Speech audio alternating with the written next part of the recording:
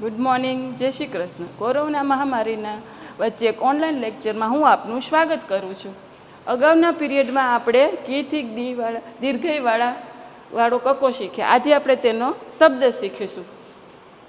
સરસ મજાનો ક કમળનો ક કરું, એને ઉપર ચડાવીને દીર્ઘઈ, કને દીર્ઘઈ કી.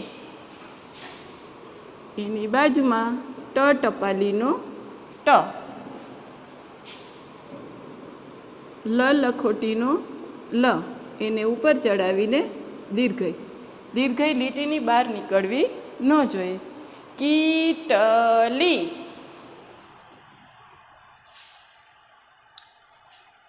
તેના પછી નીચે બ બકરીનો બ, મીંડાવાળું. ક કમળનો ક, અને રને દીર્ઘઈ રી, બકરી. દીર્ઘઈ બધી ઉપર ચડાવીને કરવાની છે. એના પછી નીચેની લીટીમાં સરસ મજાનું ચ ચકલીનો ચ, ક કમળનો સરસ મજાનો વળાંકવાળો, અને લને દીર્ઘઈ લી, ચકલી.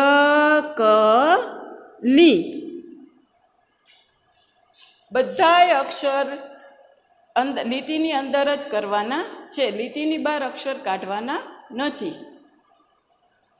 એના પછી નીચેની લીટીમાં સરસ મજાનો મ મરચાનો મ કરો. મને કાનો માં. એના પછી છ છત્રીનો છ, અને લને દીર્ઘઈ લી, ઉપર ચડાવી, માછલી.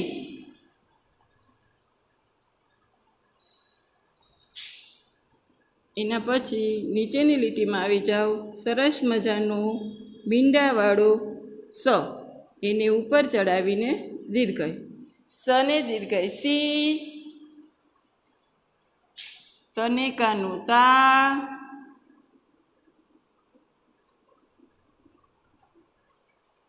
ફ ફટાકડાનો ફ. ફની પૂંછડી લીટીની બહાર કાઢવાની નથી. અડ નળનો અડ, સીતાફળ. એના પછી નીચેની લીટીમાં પ પતંગનો પ, એને ઉપર ચડાવીને દીર્ઘઈ, ચ ચકલીનો ચ,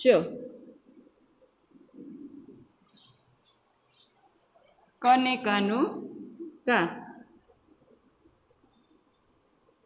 અને રને દીર્ઘઈ રી, પિચકારી. આપણે પાછા એકવાર લખીશું. કને દીર્ઘઈ કી, ટપાલીનો ટ, લને દીર્ઘઈ લી, કીટલી. બ બકરીનો બ, ક કમળનો ક, અને રને દીર્ઘઈ રી. અક્ષરના વળાંક સરસ કરવાના છે. ચ ચકલીનો ચ, ક કમળનો ક, લને દીર્ઘઈ લી, ચકલી. આ રીતે તમે બીજા પણ દીર્ઘઈવાળા શબ્દ લખી શકો. મને કાનો માં, છ છત્રીનો છ, અને લને દીર્ઘઈ લી, માછલી.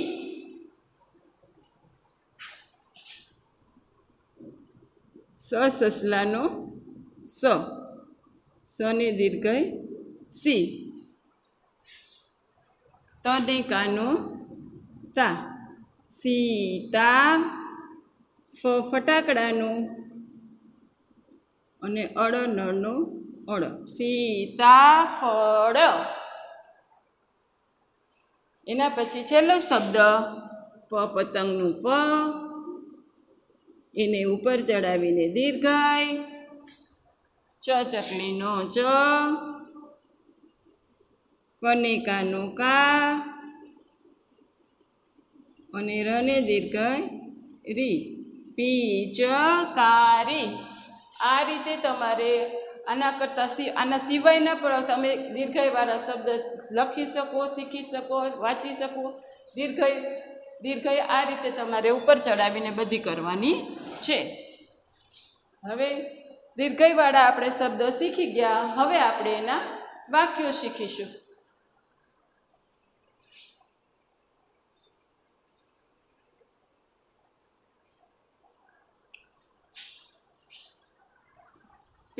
પહેલું વાક્ય,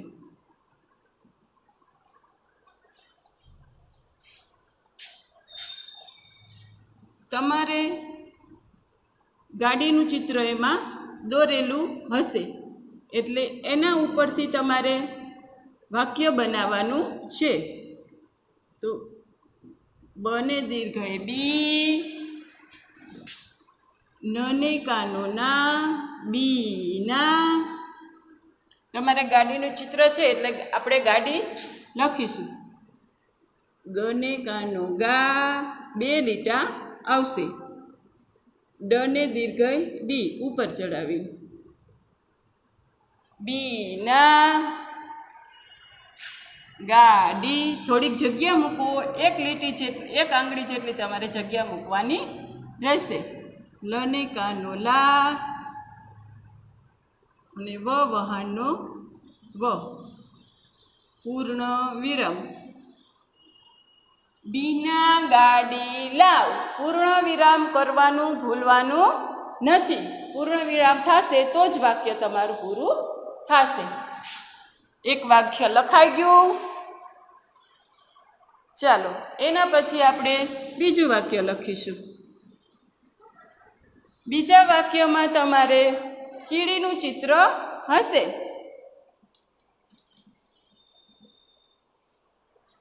તો આપણે પહેલાં લખીશું કમળનો ક, એને ઉપર ચડાવીને દીર્ઘય, કી, કને દીર્ઘય કી. ડમરૂનો ડ, એને ઉપર ચડાવીને દીર્ઘય, કીડી. લીટી જેવડા જ તમારે અક્ષર કરવાના રહેશે. લીટીની બહાર અક્ષર કાઢવાના નથી. કીડી. થોડીક જગ્યા મૂકો. ચકલીનો ચ, લખોટીનો લ, તલવારનો ત, ચાલતી, તને દીર્ઘય તી. થોડીક જગ્યા મૂકો. હરણનો હ, તને દીર્ઘય તી, પૂર્ણ વિરામ. કીડી ચાલતી હતી. અક્ષર તમારા લીટીની બહાર કાઢવાના નથી, લીટી જેવડા જ કરવાના છે. ચાલો એના પછી આપણે ત્રીજું વાક્ય લખીશું.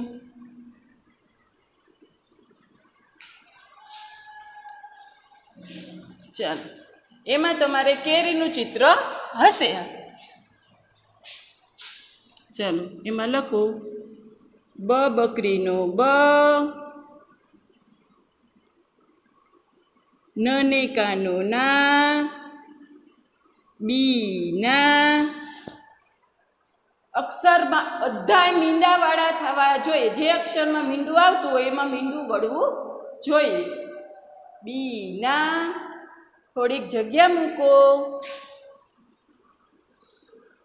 મને દીર્ઘય મી, ઠને દીર્ઘય ઠી. મીઠી,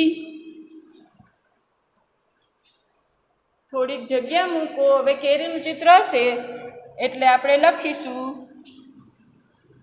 ક કમળનો ક, એને એક માત્ર, માત્ર એટલે આમ ત્રાસો કરવાનો છે બરાબર વચ્ચે જ. ર ને દીર્ઘઈ રી, ર રમકડાનો મીંડાવાળો કેરી, ઉપર ચડાવીને દીર્ઘઈ. થોડીક જગ્યા મૂકો. ખ ખટારાનો ખ, પૂર્ણ વિરામ.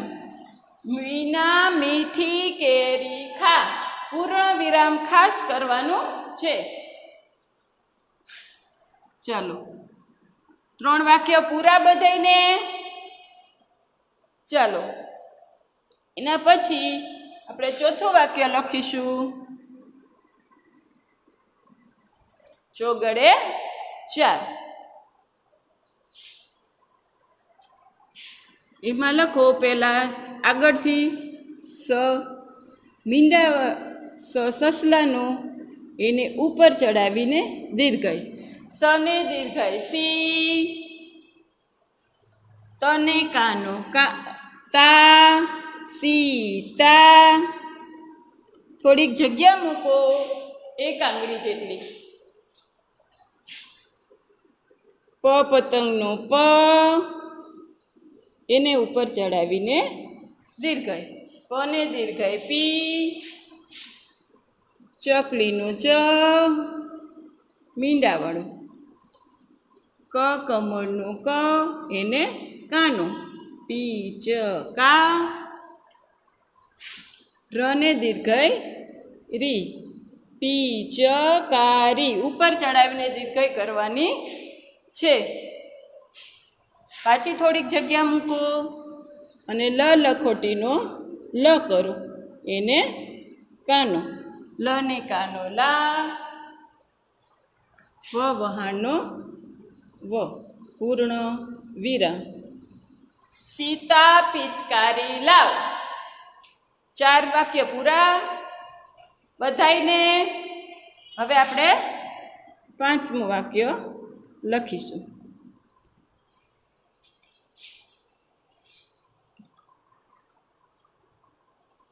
ચાલો એમાં લખો, આગળથી ચાલુ કરવાનું છે. ર ને કાનો રા,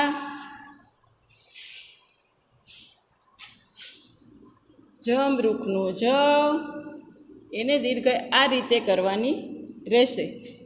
રાજી, વ વહાણનો વ, રાજીવ. થોડીક જગ્યા મૂકો. ફ ફટાકડાનો ફ, ફની ખાસ પૂંછડી બહાર નીકળવી ન જોઈએ, એને ઉપર ચડાવીને દીર્ઘઈ. ફી ર રમકડાનો ર, મીંડાવાળો. ક કમળનો ક, ફીર કી, કને દીર્ઘઈ કી, ફીર કી. 1 આંગળીની જગ્યા મૂકો. લખોટીનો લ, એને કાનો અને વ વહાણનો વ, પૂર્ણ વિરામ. રાજી ફિરકી લાવ. 5 વાક્ય પૂરા થઈ ગયા છે. આપણે હવે 6થું વાક્ય લખીશું.